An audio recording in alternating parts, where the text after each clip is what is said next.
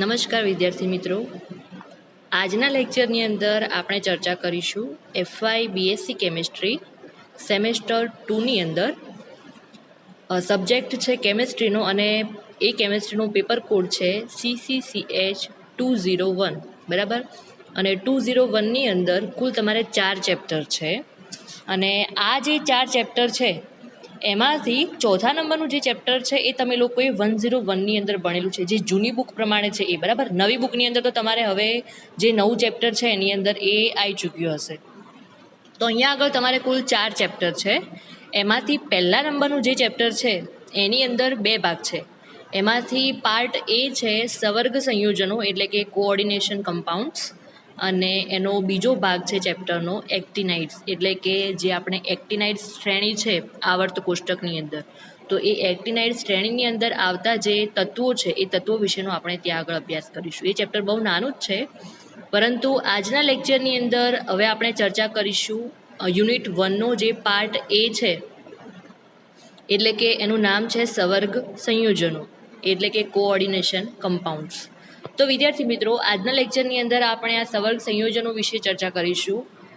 આ ચેપ્ટર આપણે સ્ટાર્ટ કરીએ એની પહેલાં આપણે જાણી લઈએ કે આ ચેપ્ટરની અંદર તમારે કયા કયા ટોપિક્સ વિશે ભણવાનું છે બરાબર. તો સૌથી પહેલાં આપણે એની ચર્ચા કરી લઈએ કે આ ચેપ્ટરની અંદર તમારે કયા કયા ટોપિક વિશે ભણવાનું છે એ. તો એમાંથી સૌથી પહેલો જે ચેપ્ટરની અંદર તમને ટોપિક આપેલો છે એ છે તમારું જે ચેપ્ટર છે એ સ્ટાર્ટ થશે વર્નરનો સવર્ગ સિદ્ધાંત અને તેની પ્રાયોગિક યથાર્થતા બરાબર. એટલે કે અહીંયા આગળ સવર્ગ જે સિદ્ધાંત છે, સવર્ગ સહસંયોજક બંધનો જે સિદ્ધાંત છે એ સિદ્ધાંત વર્નર નામના વૈજ્ઞાનિકે આપ્યો હતો. અને આ વર્નરના મત અનુસાર આ જે સવર્ગ સિદ્ધાંત છે એ કઈ પ્રમાણે કોઈ પણ અણુની અંદર અથવા તો કોઈ પણ જે સંયોજન આપેલું હોય છે એ સંયોજનની અંદર વર્નરના નિયમ પ્રમાણે આપણે કઈ રીતે એનું નામકરણ કરી શકીએ, પ્લસ એની અંદર ઇલેક્ટ્રોનની જે ગોઠવણી છે એ પણ અહીંયા આગળ તમારે આવશે, ઇલેક્ટ્રોનની ગોઠવણી બરાબર. બીજી વસ્તુ વિદ્યાર્થી મિત્રો કે આ ચેપ્ટરની અંદર તમને ખબર હોવી જોઈએ કે આવર્ત કોષ્ટક જે છે એ આવર્ત કોષ્ટકની અંદર સૌથી પહેલાં 1 થી 30 નંબરના જે તત્વો છે એ તત્વોના તમને પરમાણુ ક્રમાંક ખબર હોવા જોઈએ બરાબર. એટલે કે એમનો જે પરમાણુ ક્રમાંક નંબર છે એ નંબર તમને ખબર હોવી જોઈએ. કેમ કે આ ચેપ્ટરની અંદર તમારે એક ટોપિક એવો પણ આવશે, અહીંયા આગળ તમે જોઈ શકો છો કે સેકન્ડ નંબરનો જે ટોપિક તમને આપેલો છે આ ચેપ્ટરની અંદર કે સંકીર્ણ સંયોજનો માટે અસરકારક પરમાણુ ક્રમાંક બરાબર. અસરકારક પરમાણુ ક્રમાંક જે છે એને આપણે ઇંગ્લિશની અંદર ઇફેક્ટિવ એટોમિક નંબર તરીકે ઓળખી શકીએ છીએ બરાબર. અસરકારક પરમાણુ ક્રમાંક એટલે શું? તો આ અસરકારક પરમાણુ ક્રમાંક જે છે એ તમારે એક્ઝામની અંદર પણ આ પ્રશ્ન પૂછાયેલો છે. દર વખતે એક્ઝામની અંદર આ પ્રશ્ન પૂછાય જ છે કે કોઈ પણ તમને સંયોજનો આપેલા હોય અને એ સંયોજનનો તમારે EAN એટલે કે અસરકારક પરમાણુ ક્રમાંકની તમારે ગણતરી કરવાની રહેશે બરાબર. તો દર વખતે એક્ઝામની અંદર આ પ્રશ્ન પૂછાય જ છે. અને આ પ્રશ્નની અંદર અસરકારક પરમાણુ ક્રમાંક શોધવા માટે તમને આવર્ત કોષ્ટકની અંદર આપેલા સૌથી પહેલાં જે તત્વો છે 1 થી 30 નંબરના, એ 1 થી 30 નંબરના તત્વોના તમને પરમાણુ ક્રમાંક ફરજિયાત ખબર હોવા જોઈએ બરાબર. તો જ તમે અહીંયા આગળ એનો EAN એટલે કે ઇફેક્ટિવ એટોમિક નંબર જે છે એ તમે ગણી શકશો. તો આ છે ચેપ્ટરનો સેકન્ડ નંબરનો ટોપિક છે. એની પછી ત્રીજા નંબરનો અહીંયા આગળ ટોપિક તમને આપેલો છે કે સંક્રાંતિ ધાતુના જે સંકીર્ણો હોય છે. હવે સંક્રાંતિ ધાતુ એટલે શું એ પણ આપણે અહીંયા આગળ ચર્ચા કરીશું આની અંદર, આ ચેપ્ટરની અંદર તમારે કે અહીંયા આગળ તમારે જે ધાતુ તરીકે લીધેલું હોય છે મેટલ બરાબર, એ ધાતુ કેવી હોય છે? સંક્રાંતિ એટલે કે ઇલેક્ટ્રોનની ગોઠવણી જે છે કક્ષકોની અંદર કઈ રીતે થયેલી હોય છે એના આધારે આપણે એ ધાતુને કહી શકીએ કે આ ધાતુને આપણે સંક્રાંતિ ધાતુ તરીકે ઓળખીશું. તો એ સંક્રાંતિ ધાતુના જે સંકીર્ણો છે એ સંકીર્ણો માટેના જે સંયોજકતા બંધનવાદની જે મર્યાદાઓ છે એ સંયોજકતા બંધનવાદના આધારે આપણે પરમાણુની કક્ષકોની અંદર પરમાણુ ઇલેક્ટ્રોન જે છે એ ઇલેક્ટ્રોનની ગોઠવણી કયા પ્રમાણે કરી શકીશું એનો પણ અહીંયા આગળ તમારે અભ્યાસ કરવાનો છે. પ્લસ અહીંયા આગળ જે સંયોજકતા બંધનવાદ જે છે કે જેને આપણે વેલેન્સ બોન્ડ થિયરી તરીકે ઓળખીએ છીએ, તો આ વેલેન્સ બોન્ડ થિયરી જે છે એ થિયરીના આધારે કોઈ પણ જે સંકીર્ણ એટલે શું? તો સંકીર્ણનો પણ અહીંયા આગળ તમારે અભ્યાસ કરવાનો છે કે ભાઈ કોઈ પણ સંયોજન તમને આપેલું હોય છે અને એ સંયોજનની અંદર કોઈ પણ આપણે ધારો કે સ્ટ્રક્ચર દોરીએ છીએ તો અહીંયા આગળ ધારો કે આ પ્રમાણે તમને સ્ટ્રક્ચર દોરેલું છે અને એની અંદર અણુઓની ગોઠવણી કયા પ્રમાણે થયેલી છે તો વચ્ચેના ભાગે એક અણુની ગોઠવણી થયેલી છે અને આજુબાજુ ધારો કે આ 4 જગ્યાઓ જે છે એ 4 જગ્યાઓ પર બીજા કોઈ અણુઓ છે એની ગોઠવણી થયેલી હોય છે, બરાબર. ધારો કે વચ્ચેના ભાગે Fe જે છે એટલે કે આયન જે છે એની ગોઠવણી થયેલી છે અને આજુબાજુના 4 ભાગ છે, બરાબર. તો એની અંદર કોઈ પણ એક સરખા જે અણુઓ છે એની ગોઠવણી થયેલી હશે, બરાબર. એ પ્રકારે આપણે અહીંયા આગળ જે કોઈ પણ જે સંયોજન તમને આપેલું હોય તો એને આપણે એક સંકીર્ણ તરીકે ઓળખીશું, બરાબર. તો એની પણ અહીંયા આગળ તમારે માહિતી લેવાની છે કે ભાઈ સંકીર્ણ સંયોજન કોને કહેવામાં આવે છે, બરાબર, કે ભાઈ કયા સંયોજનને આપણે સંકીર્ણ સંયોજન તરીકે ઓળખી શકીએ. તો એ પણ અહીંયા આગળ તમારે ચેપ્ટરની અંદર ભણવાનું જ છે. અને આ ચેપ્ટરનો જે લાસ્ટ ટોપિક છે એ છે કે સંકીર્ણની અંદર આવતા જે વિવિધ પદો છે, બરાબર. આ ચેપ્ટરની અંદર ઘણા બધા અમુક શબ્દો આવશે કે એના વિશે તમારે ચર્ચા કરવાની રહેશે કે ભાઈ કોઈ પણ જે સંકીર્ણ સંયોજનો છે એ સંયોજનોની અંદર લાગુ પડતા નિયમો છે અથવા તો એની અંદર આવતા અમુક જે શબ્દો છે, અમુક એની અંદર આવતી પ્રક્રિયાઓ છે, બરાબર. તો એના આધારે આપણે એ જે પદો છે, બરાબર, એની અહીંયા આગળ આપણે સમજૂતી લેવાની રહેશે. તો વિદ્યાર્થી મિત્રો, આ આપણે જોયું કે ભાઈ આ જે ચેપ્ટર છે સવર્ગ સંયોજનોનું, એ સવર્ગ સંયોજનોના ચેપ્ટરની અંદર તમારે કયા કયા ટોપિક વિશે અહીંયા આગળ અભ્યાસ કરવાનો છે એના વિશે આપણે હાલ જોઈ ચૂક્યા છીએ. તો હવે આ ચેપ્ટર સ્ટાર્ટ થાય એના પહેલાં તમને એની પ્રસ્તાવના આપેલી છે. પ્રસ્તાવના એટલે કે એની બેઝિક માહિતી, બરાબર. કેમ કે તમને જો આ ચેપ્ટરની બેઝિક માહિતી ખબર હશે, આમ તો તમે 11th-12thની અંદર આ ચેપ્ટર ભણી ચૂક્યા છો, આ ચેપ્ટર જે છે એ 11th-12thની અંદર આવે જ છે, બરાબર. તો એના પ્રમાણે જ અહીંયા આગળ તમને ટોપિક આપેલા છે. તો સૌથી પહેલાં તો આની જે બેઝિક માહિતી છે સવર્ગ સંયોજનોની, બરાબર, કે ભાઈ કોઈ પણ સવર્ગ સંયોજનો હોય તો એનું નામકરણ કઈ રીતે કરી શકીએ, સવર્ગ સંયોજનો કયા કયા પ્રકારેના હોય છે, તો વગેરે પ્રકારની જે બેઝિક માહિતી છે એ બેઝિક માહિતી સૌથી પહેલાં આપણે લઈ લઈએ અહીંયા આગળ.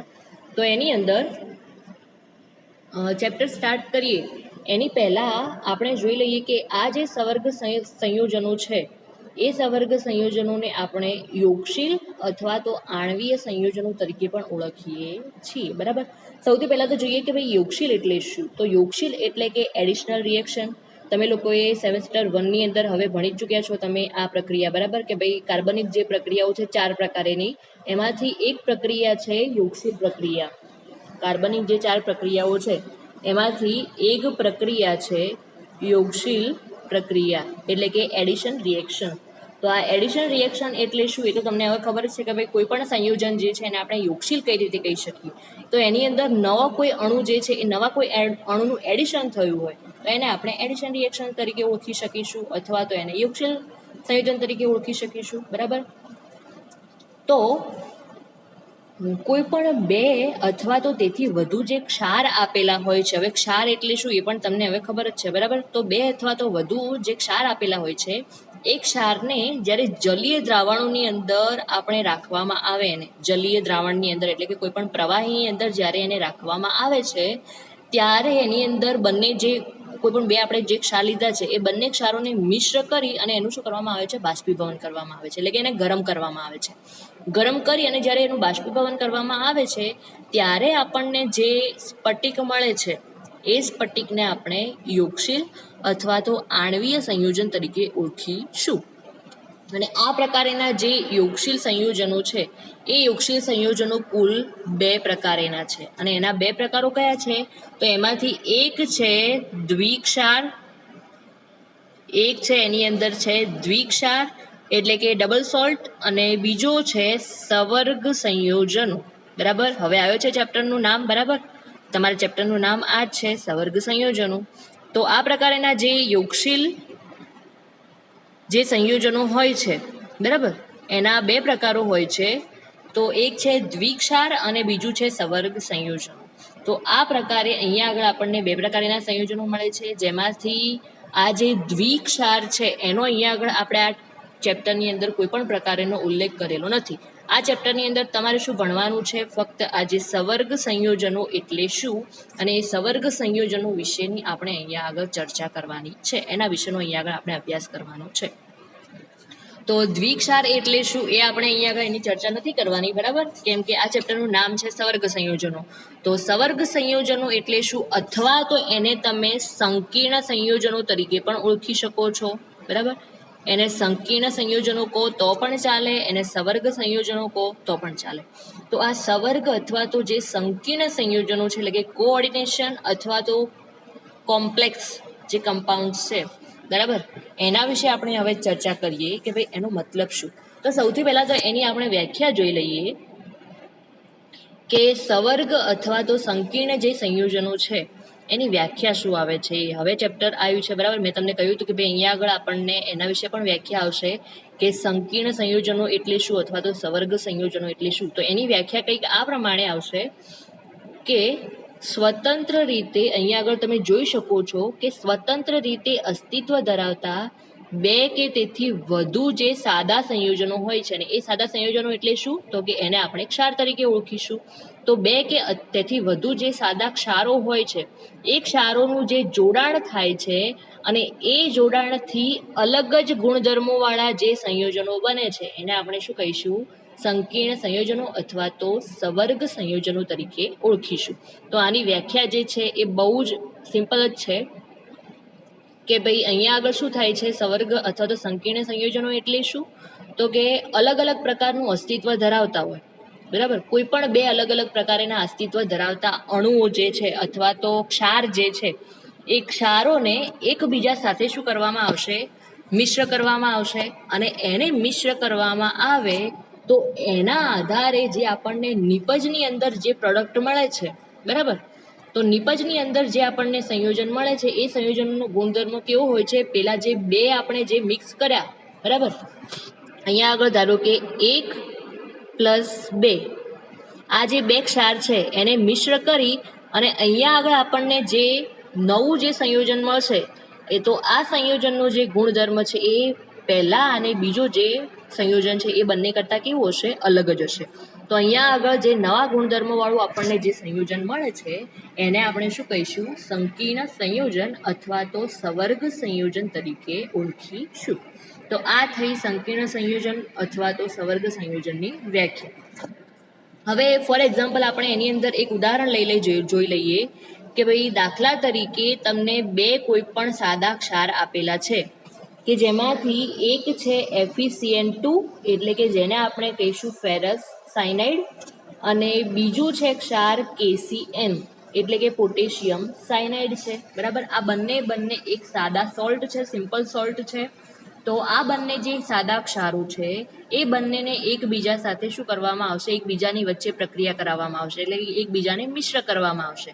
અને મિશ્ર કરવાથી અહીંયા આગળ આપણે તમે જોઈ શકો છો કે ત્યાં આગળ નિપજની અંદર તમે જોઈ શકો છો કે આપણને કંઈક અલગ પ્રકારની જ પ્રોડક્ટ મળે છે. તો એ પ્રોડક્ટ કઈ છે, K4FeCN6 કે જેને આપણે પોટેશિયમ ફેરોસાયનાઇડ તરીકે ઓળખીશું. તો અહીંયા આગળ નિપજની અંદર જે આપણને પોટેશિયમ ફેરોસાયનાઇડનું સંયોજન મળે છે એને આપણે શું કહીશું, એક સંકીર્ણ સંયોજન અથવા તો તમે એને ક્ષાર પણ કહી શકો છો, કેમ કે અહીંયા આગળ આપણે કોની વચ્ચે મિશ્રણ કરાયેલું છે, બંને ક્ષાર વચ્ચે મિશ્રણ કરાયેલું છે. તો નિપજની અંદર પણ આપણને શું મળશે, એક સોલ્ટ એટલે કે એક ક્ષાર જ મળશે, બરાબર. તમે એને સંયોજન કહો તો પણ ચાલશે, એને ક્ષાર કહો તો પણ ચાલશે, બરાબર.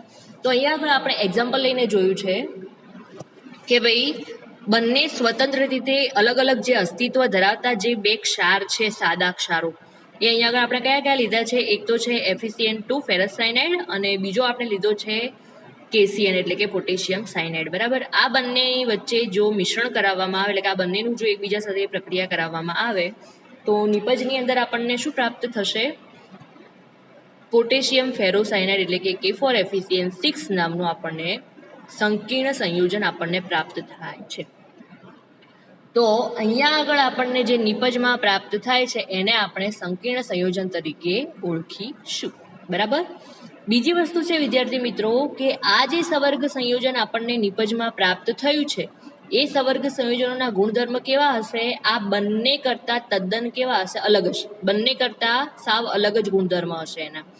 જેમ કે ફોર એક્ઝામ્પલ અહીંયા આગળ FeCN6 જે છે, FeCN6 ની ધારો કે આપણે વાત કરી તો FeCN6 ફોર માઇનસ, બરાબર, આ રીતે એને લખવામાં આવે છે કે ભાઈ FeCN6 અને કૌંસની બહાર અહીંયા આગળ લખવામાં આવશે -4, બરાબર. -4 શું છે? એનો સવર્ગ આંક છે, બરાબર. એને શું કહેવામાં આવશે? એનો સવર્ગ આંક કહેવામાં આવશે, સવર્ગાંક કહેવામાં આવશે. તો અહીંયા આગળ જે FeCN6 -4 જે છે એ આયનની કસોટી જે છે એ અહીંયા આગળ આપણને આપે છે કે ભાઈ સંકીર્ણ ક્ષાર જે છે એ સંકીર્ણ ક્ષારનું જ્યારે દ્રાવણ બનાવવામાં આવે છે, સંકીર્ણ ક્ષાર એટલે કયો ક્ષાર? આ જે નિપજમાં આપણને પ્રાપ્ત થાય છે ને એ. તો જો એ સંકીર્ણ ક્ષારનું જો દ્રાવણ બનાવવામાં આવશે તો એની અંદરથી શું થઈ જશે? એનું આયનીકરણ થઈ જાય છે, એટલે કે એક પોઝિટિવ અને નેગેટિવ આયનો એમાંથી શું થઈ જશે? છૂટા થઈ જશે. એટલે કે એને આપણે શું કહીશું? કોમ્પ્લેક્સ આયન તરીકે ઓળખીશું. તો આ પ્રકારના સંકીર્ણ આયન જે છે એ સંકીર્ણ આયન થઈ અને આપણને મળે છે. અને જે સંયોજનોની આપણે લાક્ષણિકતાઓ જે જોઈએ, કેવા સંયોજનોની? સંકીર્ણ આયનના, કે ભાઈ જ્યારે એનું દ્રાવણ બનાવવામાં આવશે, આ સંકીર્ણ ક્ષારનું જો દ્રાવણ બનાવવામાં આવે તો એનું આયનીકરણ થઈ અને જે આપણને સંયોજનો પ્રાપ્ત થશે એ સંયોજનોના જો આપણે લાક્ષણિકતાઓ જોઈએ તો એ લાક્ષણિકતાઓ કયા પ્રકારની હશે? તો સવર્ગ સંયોજનો એવા યોગશીલ સંયોજનો છે કે એની જે લાક્ષણિકતાઓ છે એ કયા કયા પ્રકારની છે? તો અહીંયા આગળ તમે સ્ક્રીન ઉપર જોઈ શકો છો કે કુલ 4 પ્રકારની આપણને લાક્ષણિકતાઓ આપેલી છે.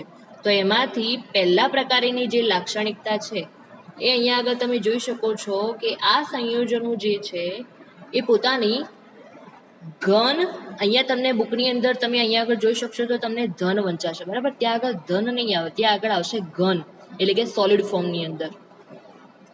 તો અહીંયા આગળ જે તમને જે સવર્ગ સંયોજન આપેલું છે એ સવર્ગ સંયોજન પોતાની ઘન અવસ્થાની અંદર અથવા તો દ્રાવણ અવસ્થાની અંદર પણ પોતાનું અસ્તિત્વ જે છે એ શું કરે છે? જાળવી રાખે છે. કઈ રીતે? તો આ જે સવર્ગ સંયોજન અહીંયા આગળ આપણે તમે જોઈ શકો છો સ્ક્રીન ઉપર કે ભાઈ અહીંયા આગળ તમે જોઈ શકો છો કે સંકીર્ણ ક્ષારનું જે આપણને સવર્ગ સંયોજન મળે છે એ સવર્ગ સંયોજન જે છે એ પોતાની ઘન અવસ્થામાં, આ જે છે એ ઘન એટલે કે સોલિડ ફોર્મની અંદર અથવા તો એના જે લિક્વિડ ફોર્મની અંદર એટલે કે દ્રાવણ અવસ્થાની અંદર પણ પોતાનું જે અસ્તિત્વ છે એ શું કરે છે? જાળવી રાખે છે. આ થઈ એની એક લાક્ષણિકતા. એની જે સેકન્ડ લાક્ષણિકતા છે એ છે કે આ જે સંયોજનો છે સવર્ગ સંયોજનો, એ સંયોજનોના ગુણધર્મો જે છે એ ગુણધર્મો તેમના જનક સંયોજનો અથવા તો આયનો કરતાં કેવા હશે? બિલકુલ જુદા જુદા હશે. હવે એ કઈ રીતે? તો અહીંયા આગળ આપણને જે આપેલી છે પ્રક્રિયા, બરાબર, એ પ્રક્રિયાની અંદર તમે જોઈ શકો છો કે આ જે આપણને સંયોજન મળે છે, સંકીર્ણ સંયોજન જે આપણને મળે છે, તો આ સંકીર્ણ સંયોજનના ગુણધર્મ કેવા હશે? એના જનક સંયોજન. જનક સંયોજન એટલે શું? કે જેના દ્વારા એને બનાવવામાં આવ્યું છે એને શું કહેવામાં આવે? જનક સંયોજન. એટલે કે જેના દ્વારા એને બનાવવામાં આવ્યું છે ને એ.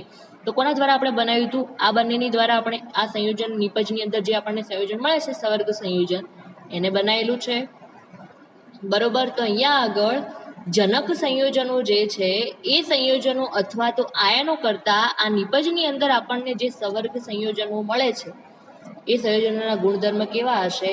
બિલકુલ અલગ અલગ હશે. એ પણ આપણે હમણાં ભણી ચૂક્યા છીએ, બરાબર, કે ભાઈ નિપજની અંદર આપણને જે પ્રોડક્ટ મળશે એટલે કે જે સંકીર્ણ ક્ષાર અથવા તો સંકીર્ણ સંયોજન મળશે એ સંયોજન જે છે એની લાક્ષણિકતાઓ અથવા તો એના જે ગુણધર્મો છે, પ્રોપર્ટીઝ, એ કેવી હશે? તદ્દન અલગ હશે, જુદી જુદી હશે. તો આ થઈ એની સેકન્ડ લાક્ષણિકતા. હવે થર્ડ લાક્ષણિકતા જે છે એની એ હવે આપણે જોઈએ તો કે આ પ્રકારના જે સંયોજનો છે એ સંયોજનોના દ્રાવણની અંદર સંકીર્ણ આયન પ્રાપ્ત થાય છે, બરાબર. એ કઈ રીતે? તો હમણાં આપણે ભણ્યા કે ભાઈ સંકીર્ણ જે ક્ષાર છે એનું જો દ્રાવણ બનાવવામાં આવે તો એ દ્રાવણનું જે છે એ શું થઈ જાય છે? જો દ્રાવણ બનાવવામાં આવે તો એની અંદર શું થઈ જાય છે? આયનીકરણ થઈ જાય છે. આયનીકરણ એટલે કે એની અંદર ધન આયન અને ઋણાયન તરીકે આયનો છૂટા પડે છે એની અંદર. તો આ પ્રકારે જો આયનો છૂટા પડતા હોય તો અહીંયા આગળ જે આપણને લાસ્ટમાં જે આયનીકરણ થઈને આયનો પ્રાપ્ત થશે તો એ આયનો તો પ્રાપ્ત થાય જ છે, પરંતુ એ આયનો જે છે એ જનક સંયોજનોની અંદર જ આપણને બધા જે આયનો મળે છે એવા આયનો હોતા નથી. કેમ? કારણ કે એનું કારણ એક છે કે ધારો કે આ પ્રક્રિયાની અંદર તમે જોઈ શકો છો કે આપણને જે સંકીર્ણ ક્ષાર મળે છે, જો આને આપણે દ્રાવણ બનાવીએ આનું, તો આની અંદરથી આયનો છૂટા પડશે. તો અહીંયા આગળથી આયનો જો છૂટા પડશે, પરંતુ એ આયનો આ જે જનક સંયોજનો જે છે ને એ સંયોજનોની અંદરથી આપણને બધા આયનો મળી રહેતા નથી. તમે જોઈ શકો છો કે ધારો કે K4FeCN6 જે છે એની ધારો કે આ એકલાની અંદર વાત કરીએ તો બધા આયનો એની અંદર તો છે જ નહીં. ધારો કે આ એક જે KCN છે, જો એની અંદર એકલાની અંદર આપણે વાત કરીએ તો એની અંદર પણ એ પ્રકારના આયનો નહીં મળે, બરાબર. જો બંનેને મિશ્ર કરવામાં આવશે ને તો આયનો મળશે, પરંતુ જો બંનેને અલગ અલગ રીતે જોવામાં આવે તો એ આયનો જે છે એ જનક સંયોજનોની અંદર જે આયનો છે એના કરતાં કેવા છે, જુદા જુદા પ્રકારના હોય છે. તો આ થઈ એની થર્ડ લાક્ષણિકતા. અને લાસ્ટ એની જે લાક્ષણિકતા છે ચોથા નંબરની, એ તમને આ પ્રકારે કહે છે કે ભાઈ આ જે સવર્ગ સંયોજનો જે છે એ કેવા સંયોજનો હોય છે, સ્થાયી સંયોજનો હોય છે. કેવા પ્રકારના સંયોજનો છે? એક સ્થાયી પ્રકારના સંયોજનો છે, અને એના જ કારણે તેની અંદર સવર્ગ સહસંયોજક બંધ આપણને જોવા મળે છે, કે જેને આપણે કોઓર્ડિનેટ કોવેલેન્ટ બોન્ડ તરીકે ઓળખીશું. તો સવર્ગ સહસંયોજક બંધ કોને કહેવામાં આવે? હવે એ પ્રશ્ન છે, તો એ પણ તમને હવે ખબર હોવી જોઈએ, બરાબર. કેમિસ્ટ્રીના સ્ટુડન્ટ જે છે, તમે લોકોએ બધાએ કેમિસ્ટ્રીની અંદર 11th-12thની અંદર પણ ભણી ચૂક્યા છો કે ભાઈ સવર્ગ સહસંયોજક બંધ કોને કહેવામાં આવે.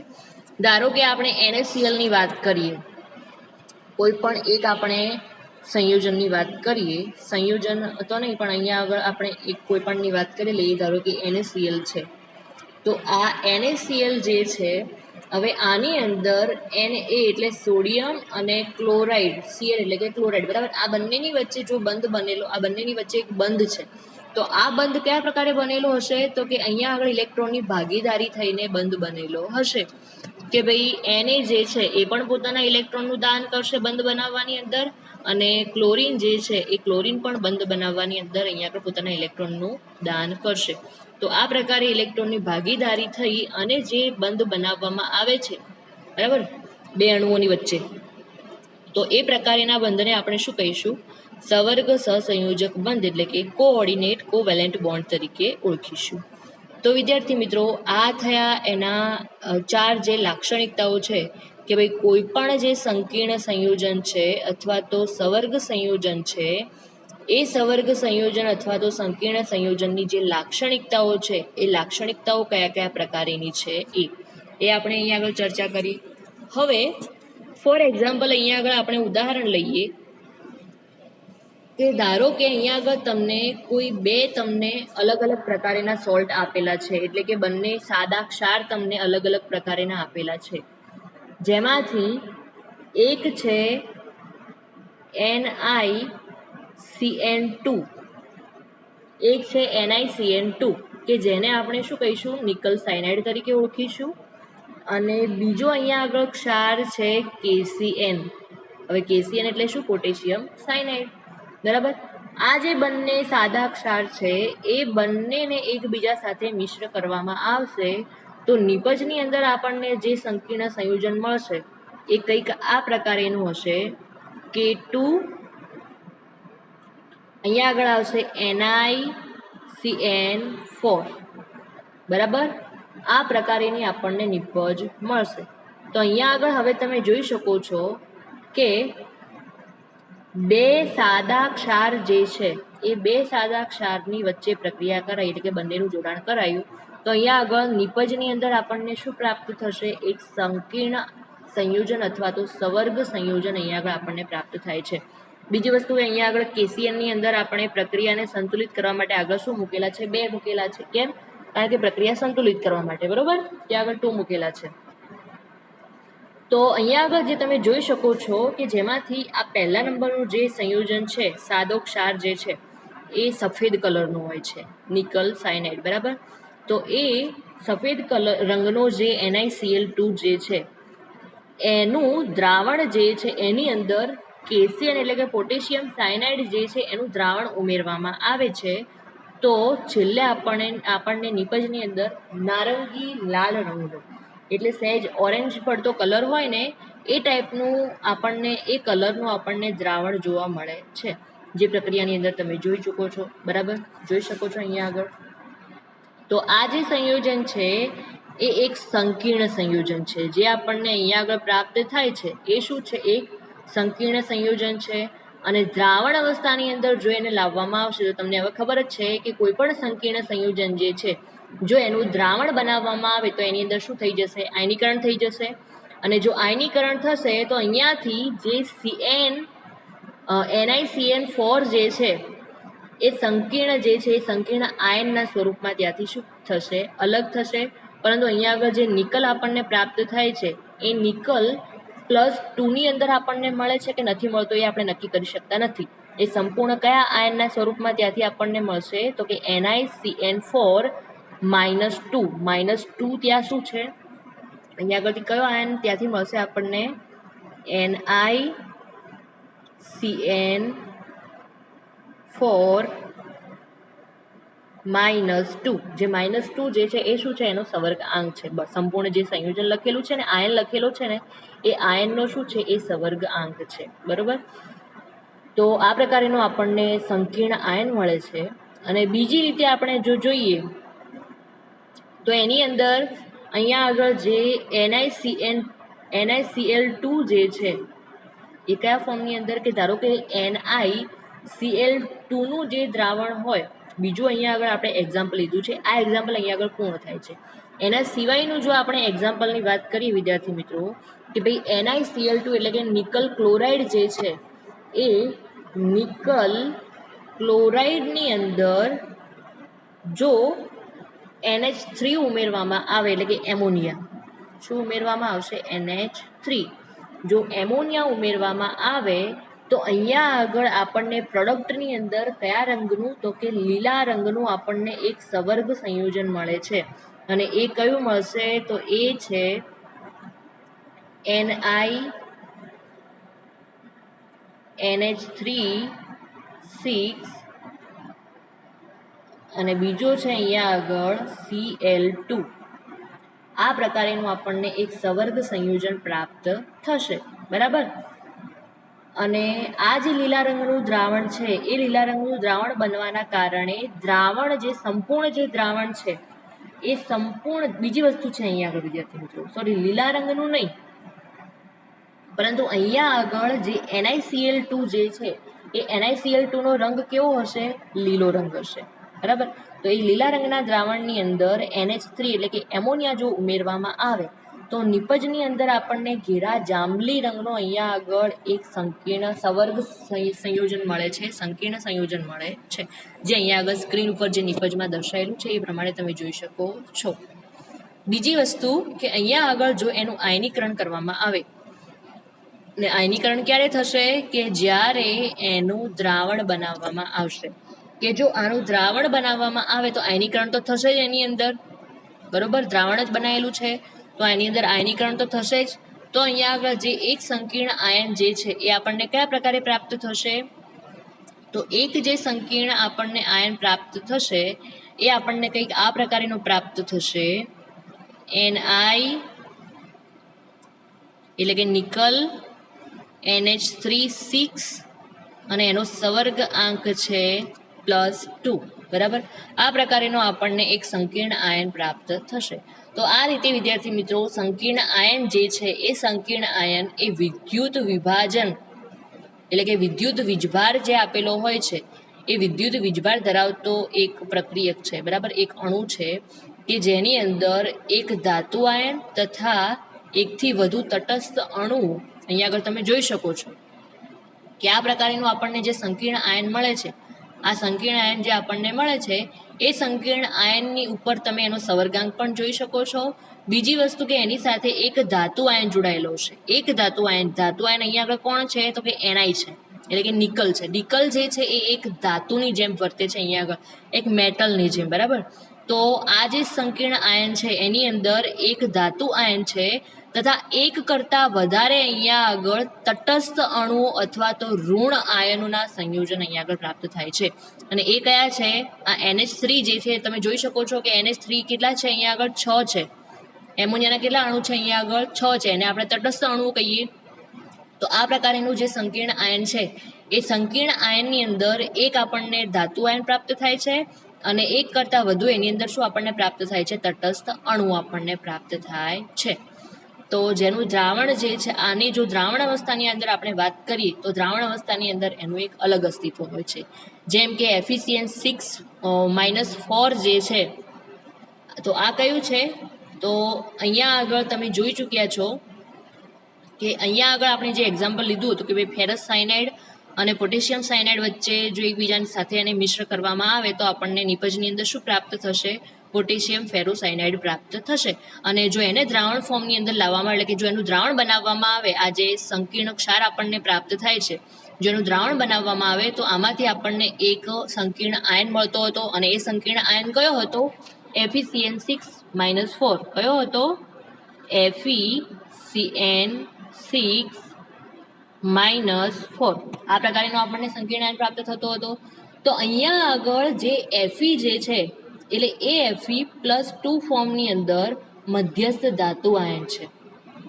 હમણાં આપણે કહ્યું એ જ પ્રમાણે કે ભાઈ કોઈ પણ આપણને જે સંકીર્ણ આયન મળશે એ સંકીર્ણ આયનની અંદર હવે તમને ખબર પડવી જોઈએ, બરાબર, કે ભાઈ સંકીર્ણ સંયોજન કોને કહેવામાં આવે, સંકીર્ણ આયન કોને કહેવામાં આવે, બરાબર, પછી મધ્યસ્થ ધાતુ કોને કહેવામાં આવે, બરાબર. આ બધી તમને ખબર પડતી હોવી જોઈએ. હવે આ શબ્દોની આપણે માહિતી લઈ ચૂક્યા છીએ. તો અહીંયા આગળ જે આપણને જે સંકીર્ણ આયન મળે છે એ સંકીર્ણ આયનની અંદર જે Fe જે છે એ શેના ફોર્મની અંદર હશે? Fe+2ની ફોર્મની અંદર હશે. અને એ એઝ એ મધ્યસ્થ ધાતુ એટલે કે એક મેટલ તરીકે વર્તે છે. અને એ કેવી હશે? મધ્યસ્થ એટલે વચ્ચેના ભાગે ગોઠવાઈ શકે ને એવી. તો એ મધ્યસ્થ ધાતુ આયનના સ્વરૂપમાં વર્તે છે. તથા તેની સાથે જે સાયનાઇડ ગ્રુપ છે એટલે કે Cn- જે છે એ Cn- તમે ઋણ આયનો જે છે જોઈ શકો છો કેટલા છે? કુલ 6 છે. તો આ પ્રમાણે આનું સંયોગીકરણ થઈ અને સંપૂર્ણ એક સંકીર્ણ આયન બનાવવામાં આવે છે. તો હવે વિદ્યાર્થી મિત્રો તમને ખબર પડતી હોવી જોઈએ કે સંકીર્ણ સંયોજન કયા પ્રમાણે બનાવવામાં આવે, સંકીર્ણ આયન કયા પ્રમાણે બનાવવામાં આવે, અને એ જે સંકીર્ણ આયન આપણને પ્રાપ્ત થાય છે એ સંકીર્ણ આયનની અંદર મધ્યસ્થ ધાતુ તરીકે કોણ વર્તશે અને એની સાથે જોડાયેલા જે ઋણ જે આયનો છે એ ઋણ આયનો કયા કયા હશે અને એ બંને ભેગા થઈ અને શું બનાવશે? એક સંકીર્ણ આયન બનાવે છે. તો હવે એના પછી આપણે વિદ્યાર્થી મિત્રો વાત કરીએ કે આ આપણને જે સંકીર્ણ મળે છે, સંપૂર્ણ જે સંકીર્ણ સંયોજન મળે છે એ સંકીર્ણની અંદર મધ્યસ્થ ધાતુ આયન જે છે, મધ્યસ્થ ધાતુ આયન એટલે શું? તો હવે આપણે એક્ઝામ્પલ લઈને જોઈ લઈએ. ધારો કે ફોર એક્ઝામ્પલ આપણે એ જે મધ્યસ્થ ધાતુ જે છે એ મધ્યસ્થ ધાતુ આયનને ફોર એક્ઝામ્પલ આપણે કહીએ કે ભાઈ એને આપણે નામ આપીએ Mn+.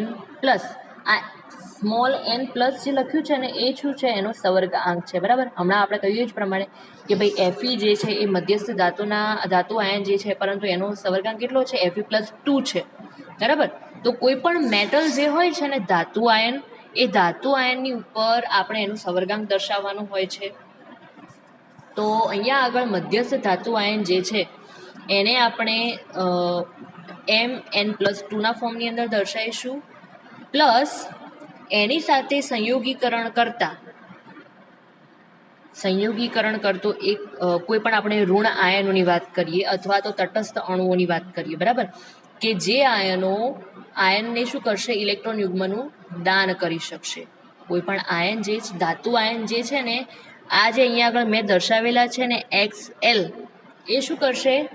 આ ધાતુ આયનને શું કરશે? ઇલેક્ટ્રોન યુગ્મનું દાન કરી શકશે. અને ઇલેક્ટ્રોન યુગ્મનું જે આગળ દાન થતું હોય તો એ કોની રીતે વર્તે? એસિડ કે બેઝ? તો કે એ લુઈસ બેઝ તરીકે વર્તશે. તો અહીંયા આગળ આ જે લિગેન્ડ જે છે આને આપણે એઝ એ લિગેન્ડ તરીકે ઓળખીશું, બરાબર. તો આ જે લિગેન્ડ જે છે એ ઇલેક્ટ્રોન યુગ્મનું દાન કરી અને અહીંયા આગળ એક સહસંયોજક બંધ બનાવશે. ક્યાં આગળ? અહીંયા આગળ જે ધાતુ આયન છે, મધ્યસ્થ ધાતુ આયન એ અને લિગેન્ડ આ બંનેની વચ્ચે એક શું બનાવશે? સવર્ગ સહસંયોજક બંધ બનાવશે. બરાબર. તો આ પ્રકારે જે સવર્ગ સહસંયોજક બંધ બનાવે છે એને આપણે શું કહીશું?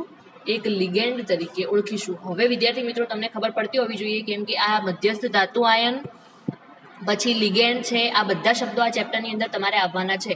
તો મધ્યસ્થ ધાતુ આયન કોને કહેવામાં આવે? લિગેન્ડ કોને કહેવામાં આવે?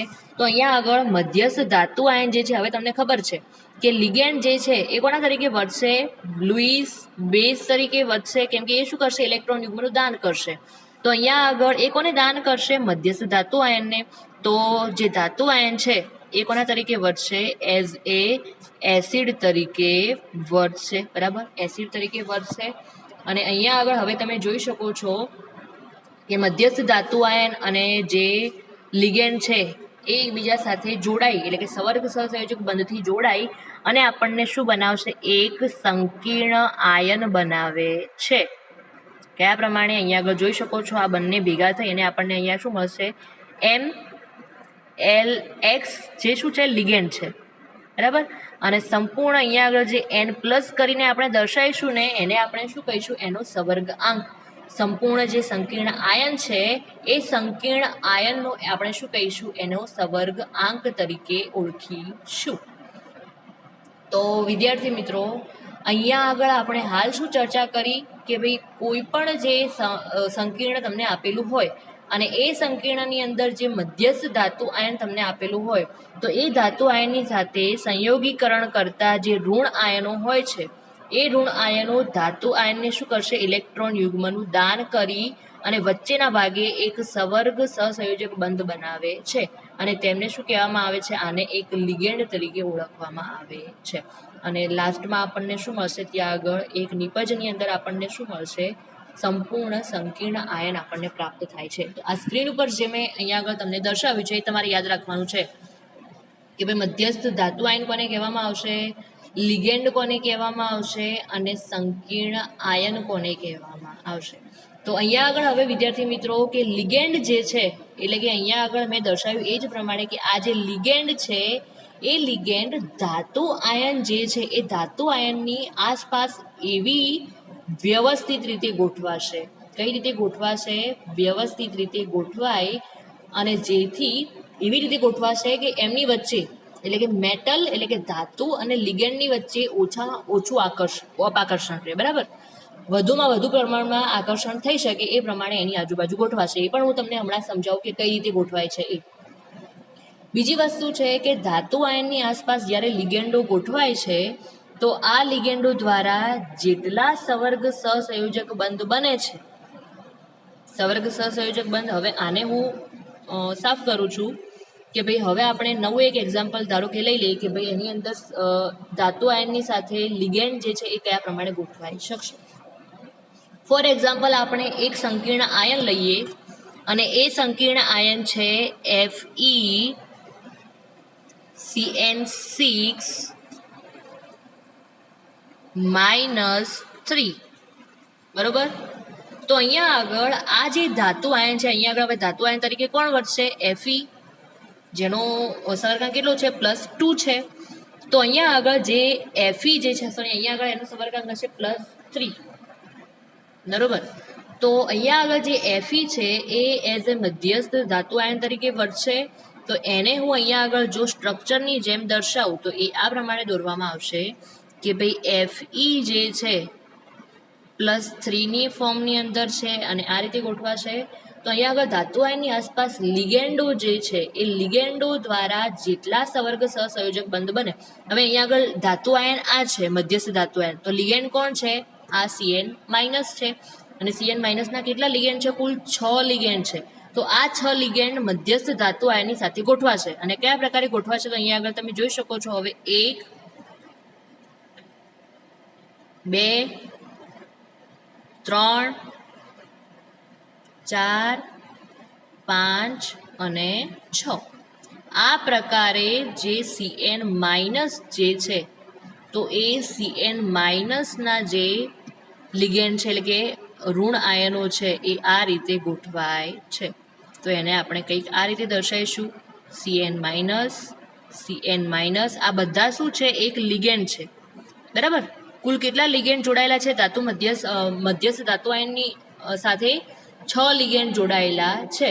તો અહીંયા આગળ જે 6 લિગેન્ડ જોડાયેલા છે તો સવર્ગ સહસંયોજક બંધ પણ કેટલા બનશે 6 જ બનશે. કેમ કે તમે જોઈ શકો છો અહીંયા આગળ આ જે ધારો કે એક જે Cn છે એ Fe સાથે એક સવર્ગ સહસંયોજક બંધ બનાવે છે. આ Cn પણ સવર્ગ સહસંયોજક બંધ બનાવે છે. આ Cn પણ બનાવે છે. અહીંયા આગળ પણ બને છે. એ રીતે બધા જે 6 Cn માઇનસ જે છે લિગેન્ડ છે એ Fe સાથે એટલે કે મધ્યસ્થ ધાતુ આયનની સાથે એક સવર્ગ સહસંયોજક બંધ બનાવે છે.